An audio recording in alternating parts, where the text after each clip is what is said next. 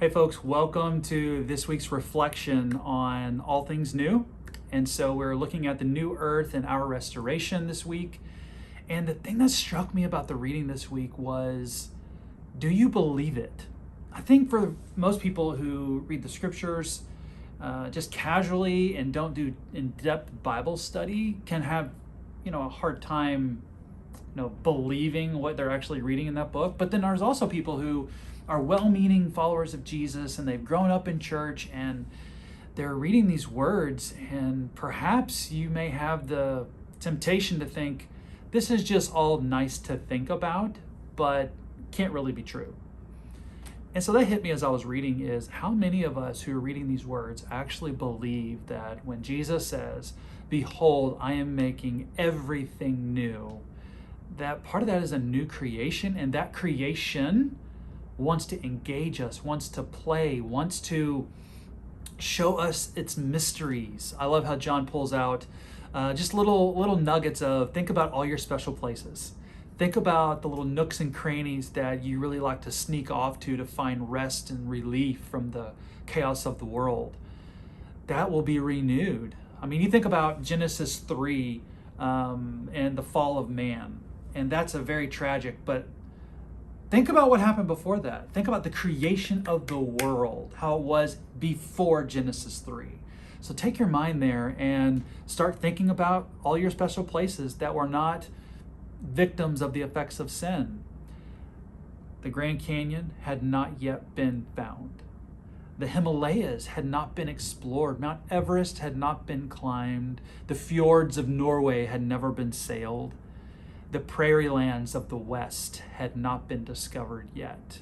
All of that beautiful, beautiful creation that we now use as wallpapers on our computer screens, it'll be there for the discovering. It'll be there hiding for us to find, to sing the glory of Christ, the glory of God who created it for us to enjoy. I mean, that's just spectacular, and that is a sense of soul care. Like, your soul should feel nourished after thinking about those things. And this is scripture. It's what Jesus says is going to happen. But then he continues in the next chapter about our restoration. And the thing that came to mind for me, I don't know how you feel about it, but for me, it was, I can't contain that feeling on this side of eternity for very long. Thinking about all of my loved ones that have passed, and I get to interact with them. This wedding feast we're going to have with Jesus at the end of all things and the beginning of new life. It's almost too much to take in, where there'll be drinking and dancing and laughing and storytelling at the marriage supper of the Lamb, and then waking up one day and having no rush of negative thoughts, no gripping in the stomach of anxiety because of what's before me that day or that season, no rush of guilt in my conscience, no self-isolation, no self-desolation, no negative soundtracks, as Pastor Marty likes to say. None of it. We're all free. We're free to live. We're free to live with Christ. We're free to live in a new, real reality. C.S. Lewis says that, we live in two worlds. We're an amphibian of sorts. In one sense, we were made to live in the spiritual realm, but we're also made to live here in the physical realm that we have now.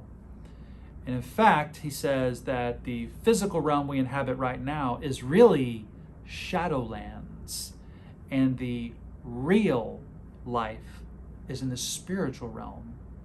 So when all things are made new, those two realms dissolve and become one as they are renewed, and we live with Jesus, we walk with Jesus, we get to swim in the river of life, have union with God day in and day out. And that thought, living there in my mind, is so overwhelming. The thought of seeing loved ones, walking with Jesus, embracing union with God in all of my essence without the effects of sin, is almost overwhelming. But if I allow myself to dwell there, I am well. Are you well today? Do you allow yourself the kindness to sit in that truth. Something to think about.